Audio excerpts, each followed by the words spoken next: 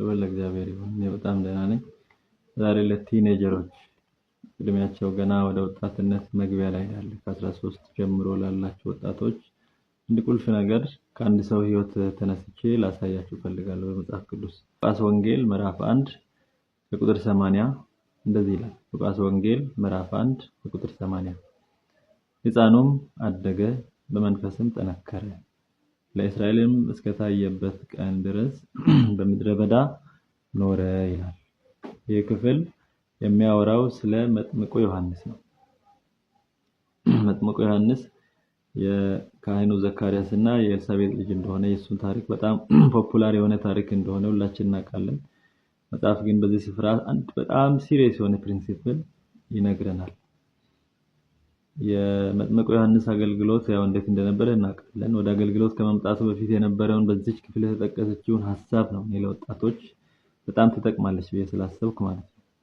ሕፃኑ አደገ ይላል፣ በመንፈስ ጠነከረ፣ ለእስራኤል እስኪታይ ድረስ ግን ምድረ በዳ ነበር።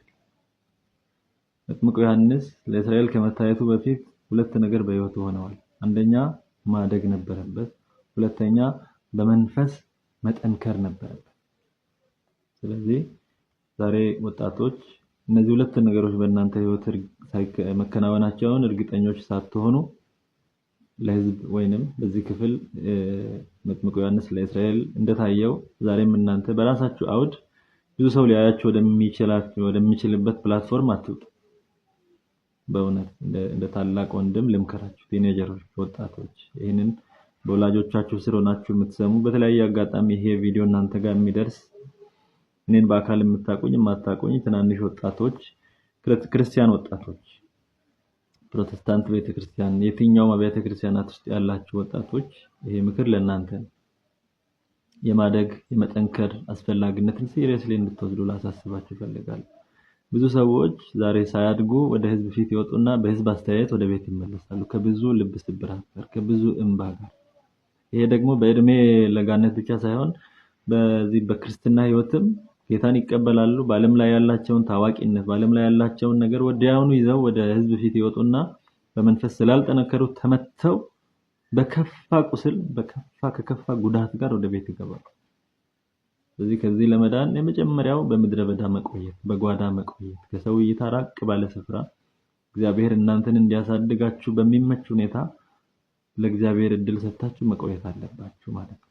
ይሄ በእድሜያችን ምናልባት ትልቅ ለሆነንም ለእናቶችም ለአባቶችም ለጎለመስን ለሁላችን የሚሰራ ፕሪንሲፕል ነው። ስለዚህ መጥምቁ ዮሐንስ ብድግ ብሎ ወደ ህዝብ ፊት አልወጣም፣ ለእስራኤል አልተገለጠም። በምድረ በዳ ቆይቶ ማደግ ነበረበት፣ በመንፈስ መጠንከር ነበረበት። ስለዚህ ይህንን ፕሪንሲፕል ሚስ እንዳታደርጉ። ጌታን አዲስ ተቀብለው ሚዲያው ላይ የምናውቃቸው ብዙ ሰዎች በዓለም ላይ አደባባይ ላይ ስለነበሩ ሚዲያ አክሰስ ስለነበራቸው ወዲያውኑ ወደዚህ ወንጌልን ያመኑ ሲመስላቸው መልክ ቀይረው ህዝብ ፊት ቆዩና የምናውቃቸው ትላልቅ ብዙ ላይፋቸው ፈኒ የሆኑ ሰዎች ወደ ቦታቸው ተመልሰዋል። የዚህ ምክንያት ምንድነው? ሳያድጉ በመንፈስ ሳይጠነክሩ ባላደጉ በመንፈስ ያልጠነከሩ አደባባይ ላይ ስላሉ ብቻ እንደ ትልቅ ሰው በእግዚአብሔር ማለት የእግዚአብሔርን ዓላማ እየፈጸሙ እንዳሉ በሚታምኑ ሰዎች እጅ ስለወደቁ እግዚአብሔር ምህረት ያድርግልን። ስለዚህ እኔ በጣም መክራችሁ ከእግዚአብሔር ቃል ተነስቼ ምነግራችሁ ነገር ይሄ ደግሞ የመጥምቁ ዮሐንስ ታሪክ ብቻ አይደለም። ዳዊት ለምሳሌ በእግዚአብሔር ፊት የማደጊያ ጊዜ ነበር በምድረ በዳ። ይሄ ምድረ በዳ የሚለው ቃል እንደየአውዱ መተርጎም የምንችለው ነገር ነውና ዳዊት የአባቱን በጎች እየጠበቀ በምድረ በዳ ከእግዚአብሔር ጋር የትውውቅ ጊዜ ነበር። የሚገርማችሁ ነገር ያ ኤክስፒሪየንስ ነው። ዳዊት ከፍልስጤም ጋር ከጎልያድ ጋር ሲገጥም ዳዊት በሳኦል ፊት ቀርቦ ለሚያደርገው ለዛ ንግግር አቅም የሆነው ያ የምድረ በዳው ኤክስፒሪየንስ ነው። ለነብዩ ኤልያስም በአክዓብ ፊት ቀርቦ በዚህ ድፍረት እንዲናገር አቅም የሆነው አስቀድሞ ከእግዚአብሔር ጋር ያለ ዝግጅት ነው። መጽሐፍ ስለ ኤልያስ ታሪክ ብዙ ባክግራውንዱን አይነግረንም፣ ግን ከምናየው ነገር እርግጠኛ መሆን የምንችለው ምንም አይነት ከእግዚአብሔር ጋር የዝግጅት ጊዜ፣ ኤክስፒሪየንስ ጊዜ፣ አብሮነት ጊዜ፣ እግዚአብሔርን ድምጽ የእግዚአብሔርን ሲጸልይ የሚሰማ አምላክ መሆኑን የማያውቅ ሰው ብድግ ብሎ መጥቶ ሰማይ ለመዝጋት አይጸልይም። ጌታችንም ኢየሱስ ክርስቶስ በምድር አገልግሎቱ ለብዙ ዓመታት ማደግ ነበረበት፣ በመንፈስ መሞላት መጠንከር ነበረበት፣ በስጋ እኛን መስሎ ስለመጣ። ስለዚህ ሐዋርያው ጳውሎስም ቢሆን በደማስቆ ጌታ ከተገናኘው በኋላ የዝግጅት ጊዜ ነበር። ወዲያውኑ ወደ ቸርች ሮጦ ከታላላቅ ሐዋርያት ጎን አልተሰለፈም። ራሱን ሰውሮ ከብዙ ዓመታት በኋላ ነው ከነሱ ጋር የተገናኘው። እንደየአውዳችን እግዚአብሔር በእኛ ሊገልጥ ራሱን እንደወደደው ቢለያይም ህይወታችን ነገር ግን አንድ ግን ማይጣስ ፕሪንሲፕል አለ። በቃ በእግዚአብሔር ፊት ተሰውረን ማደግ መቻል አለብን። ከላይ ከአደባባይ ከጀመርን ተሰብረን ምናልባት መክነን ጨንግፈን ልንቀር እንችላለን።